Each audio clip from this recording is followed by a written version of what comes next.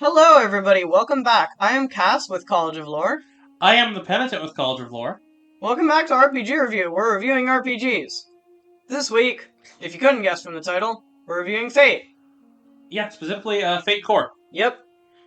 Alright. We're gonna get right into it. We're gonna go straight... never mind. We're not gonna get right into subscribe. it. Like, comment, subscribe. Check us out Join on our Patreon. Patreon. Right. We have to announce the Patreon people. Right, we do. I will put it on the screen for the last episode because I didn't do that. Oops. Silly moment. We're batch recording right now, guys. Anyway, Remy Sweet and Of Winter, my beloved, are 2 patrons now. It's gone up. Very exciting. Everyone else should also be on there. Get on there. And we'll say your names if you do. We will say your names in every single video until it becomes too long to reasonably put in a video, and then we'll put it in the description or in a picture or something. Alternatively, we'll say your name if you design an RPG that is popular enough to do this. Yeah. Alright, so now, as I said before, we're going to get into it. Who made this game? And what is it? What is this game? We'll ask that one first. What is this game? Fate, it's a generic role-playing system. It's a base level, right? Yeah. It's kind of a baseline for things. It's a generic system meant to be played in many different ways. There are different kind of expansions. There is, I believe there is a superhero game. Alright. Let's look up something. There are expansions onto Fate, obviously. Yes. Some written by the authors, I believe.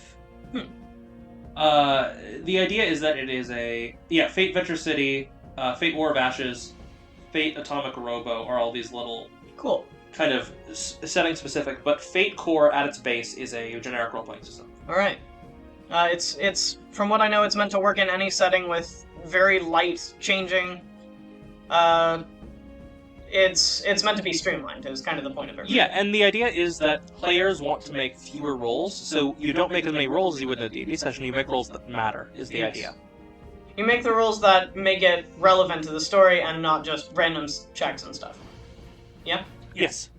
Alright, who made it? Who designed this one? So, it was designed by Leonard Balsera, Fred Hicks, and Rob Donahue, and published by Evil Hat Productions. I love that name, that's a great name. Evil Hat, love that. It was originally based on the engine of another generic RPG system, Fudge. Does that stand for something? You don't have to tell me, I'm just curious if it does. Putting me on the spot Google here. time! We're Googling on the internet. Hey everybody, guess what we're doing? We're Googling on the internet. Supposed to Googling off the internet. As opposed to Googling somewhere else. No, apparently it's not supposed to.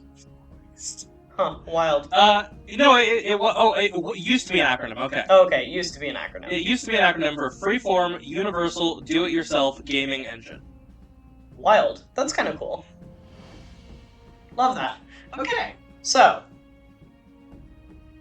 I have other questions for you. Sorry, my brain stopped working. It happens sometimes. Happens to the best of us. How cooperative is this one? Well, your mileage may vary. I assume because it's based to do anything and everything, it can be very up in the air. Yeah, like it vaguely leans co-op, but that's vague at best. Cool. So you can do something as deep into the co-op side of things as like super party friends, everybody knows each other, everyone's working together toward the exact same goal, like kind of thing. Or you could do we all hate each other and we're antagonistic. Yeah. Cool. I love that. Crunch level.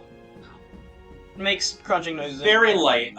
Which is kind of the point. There are a couple things to learn. It's not as non-crunch as just like a system with like D6s. Yeah. You get right into it, one page, but it's not super crunchy. The only thing that kind of complicates things a little is like stunts and various things like that. But cool. At the same time, it's not really that big an issue. All right. Grimdark scale. How light and dark is this one? So, I feel like, again, this is probably kind of up to you, up to whoever's playing. Yes. Entirely up to you. Cool. So, the cooperation level and light-dark level, all of that is kind of up to the players because this can be used for so much. Yes. How do you play this bad boy? Do you ever adjust your writings on the fly? Because that's what I'm doing as we speak. So you play it with custom dice, actually. Oh, that's actually super fun. So they are 6-sided dice, and they can be replicated with a d6. Okay. They have 2 pluses on them, 2 minuses, and 2 blank spaces. Okay. And a blank space is 0. Mm-hmm. A minus takes you down, a plus takes you up. Okay. It's a pool of dice. I am not exactly sure how many. I think it falters a little bit. Sorry, I wrote this review a week ago. And also, you were probably really tired because we've been going through it this week. We've been sleeping badly. We've been sleeping wrong. So you roll these dice, and with bonuses on your sheet, with the dice you have, you can get very high numbers or very low numbers. There's a system of a ladder that kind of they pre-wrote this ladder. Basically, of how good your outcomes are, where like an 8 is legendary. Okay. And a -2 is, I believe they put it as terrible. Alright. So you tack on modifiers to whatever you roll. Yes. And that's how it works. That makes sense. And then plus or minus from the dice. Cool. Yeah. Right.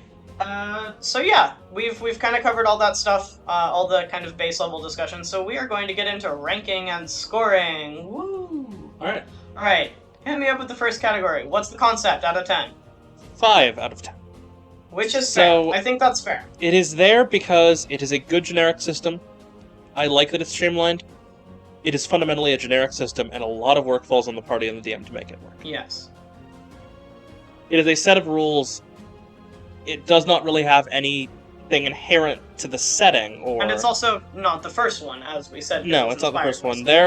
The first one was back in the 80s, I want to say. So this is far from the original adapter of a generic RPG. Okay. That being said, something like the ones they've made that have more expanded settings will probably be higher. Okay. Cool. Concept seems pretty reasonable, pretty basic. What's cost of entry looking like on this one? 9. Okay. Pretty cheap. So the only thing is buying the dice. Okay.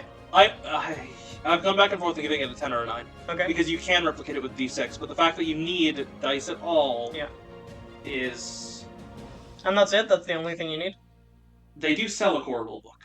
However, all of the rules are available on their website for free. Okay.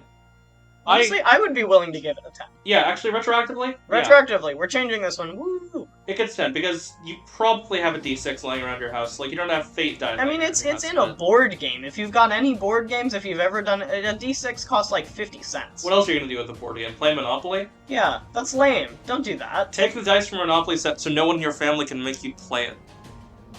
Monopoly destroys friendships and family relationships and all sorts of things. I would know. We say this if we don't play Monopoly on the PS4 together. Yeah, but that's on the PS4. That's a totally different thing. Anyway, 10 out of 10. Because 10 out of 10. It the deserves developers went to the length to make it accessible. free on the website, fate/srd.com. Yeah. Okay. And not only are those rules available, so are the, what I mentioned earlier, so are... The expansions. Yes, several of them, yeah. Cool. So yeah, that one has been retroactively boosted. What's player ease looking like? So that's going to be a 9 out of 10. Okay, that's close to as good as it gets.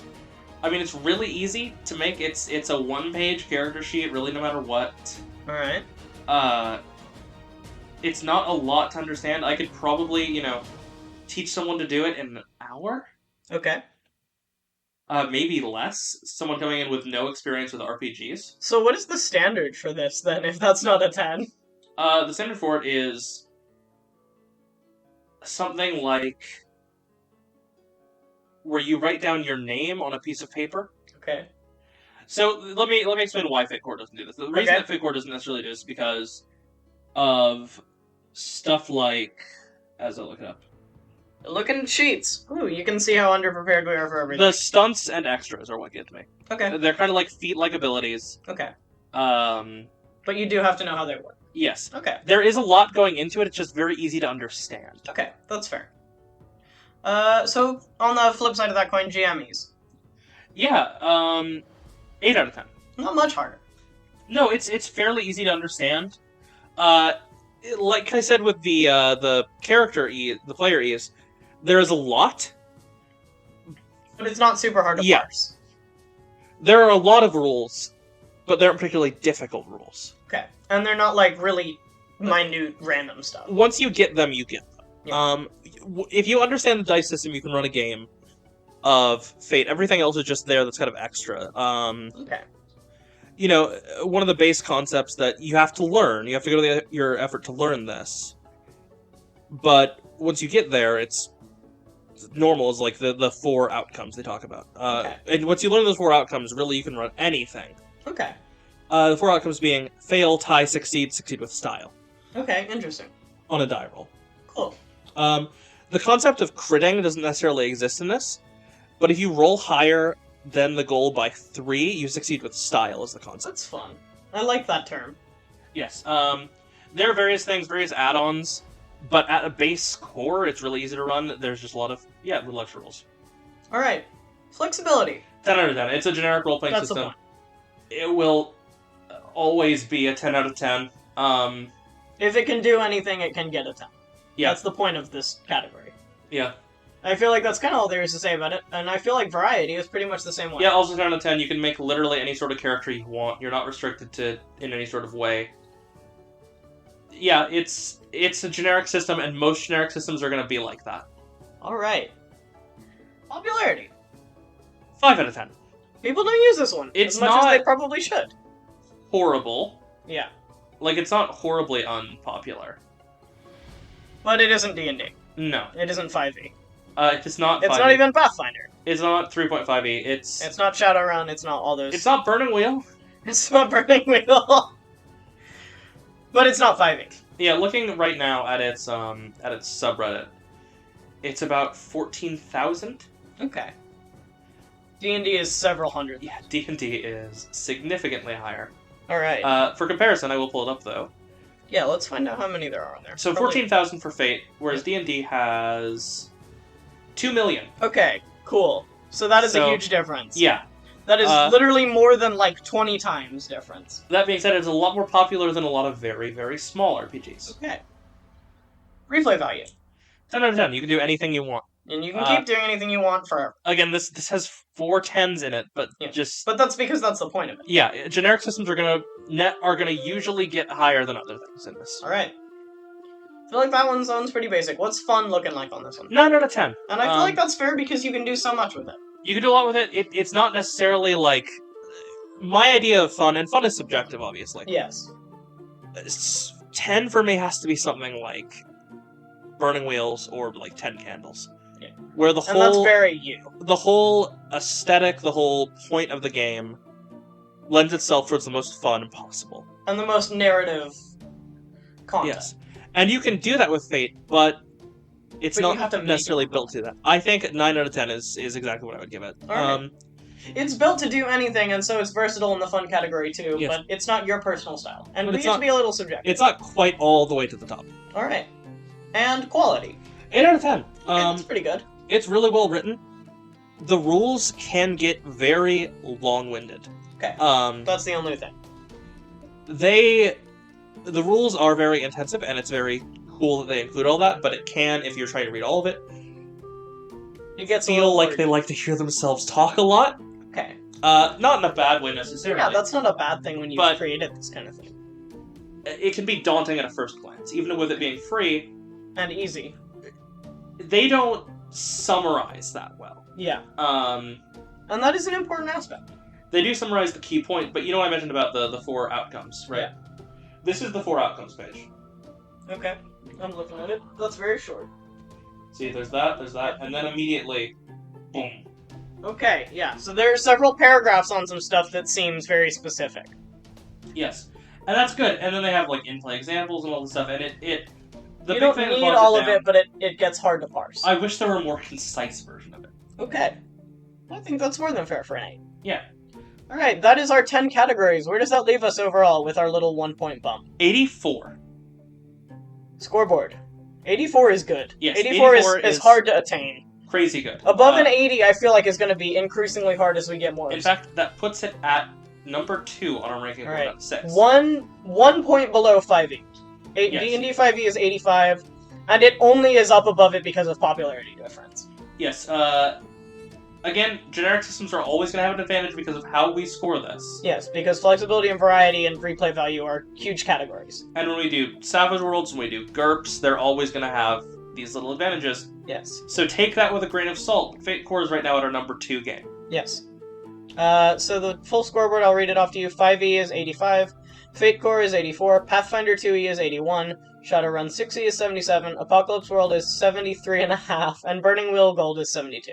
Cries. Yeah, I know. Burning Wheel is your favorite, and it's the lowest on the list. It won't stay there forever, I'm No. sure. I mean, we're doing Fatal at some point, so... We're doing Fatal at some point, so it can't be worse than that.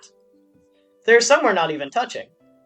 Yeah, Because they're so bad. If you haven't listened, there are 2 that we Yep. will never do.